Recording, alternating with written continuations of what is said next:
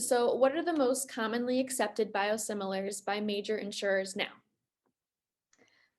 So, as you know, the US marketplace for biosimilars is starting to become well established, and we are seeing acceleration in the biosimilar front across multiple therapeutic areas. So, overall, right now we have FDA approvals for 30 biosimilars. Of those, 20 of them have been launched to market. The majority of the biosimilars currently are available in some focused areas, specifically oncology, oncology supportive care, and immunology. And most recently, we've seen biosimilars launching in the insulin category. So uptake of these products are relatively slow, but it's steadily increasing to date.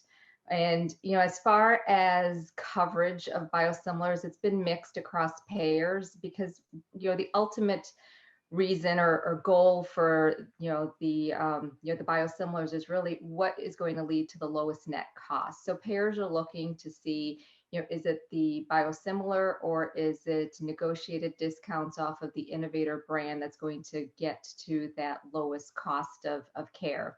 So we've seen biosimilars, or payers adopt biosimilars or innovator brands really based on the cost of the product. How have biosimilars saved drug costs for members and clients?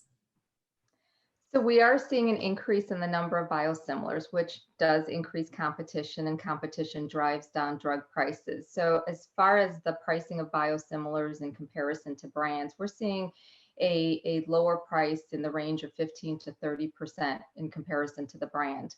So essentially, biosimilars are putting price pressures on those reference product prices. And as more biosimilars are entering the market, you increase choice, you increase competition, which potentially leads to greater savings for both members and our clients.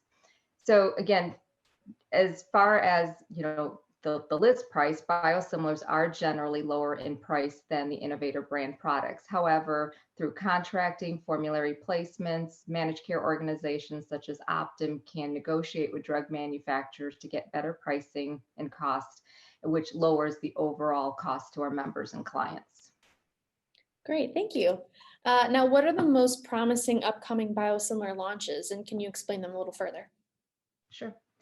We're still a few years away from the point at which the most widely utilized specialty products in the US today will be available as a biosimilar. And that's really what we're looking for because that's going to enable a more sizable and impactful bottom line savings. So one of the most anticipated biosimilar approvals is Humira because it's one of the top utilized specialty drugs and also one of the top trend drivers for many payers. Other significant launches that are still 2, 3 years out include Novolog insulin, another highly utilized medication, especially in the outpatient setting, and other autoimmune products such as Actemra and Stelara. The good news is that the biosimilar pipeline is still robust and it continues to grow. And over the past 7 years, we've seen the number of biosimilar products increase, on an average of almost 12% per year. And overall, it's more than doubled over this time frame, the number of products we have available on the market.